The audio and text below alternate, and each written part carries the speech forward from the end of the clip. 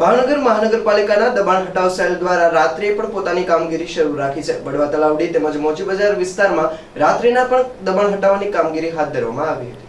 ભાવનગર દબાણ હટાવ સેલની કામગીરી રાત્રે પણ શરૂ કરી દેવામાં આવી છે। શહેરના બળવા તલાવડી મોચી બજાર વિસ્તારમાં આ કામગીરી રાત્રે હાથ ધરવામાં આવી। ટ્રાફિકને અડચણરૂપ લારીઓ જપ્ત કરવામાં આવી હતી।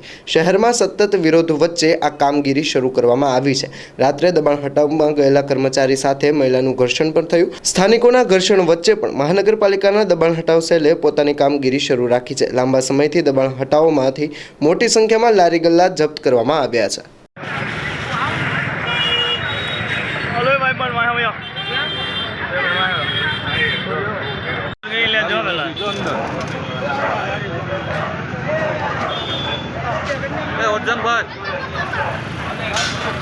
અહીંયા હોય ભાઈ કોઈ નો કરતા પણ આપણે એવું છે તમારા ધંધા માટે બીજા બધા તકલીફ એને તકલીફ કરે કોઈ ફરિયાદ કરી એનું તો નામ તો તમે એટલું કહેશો ને તમને અમારી વાત માનો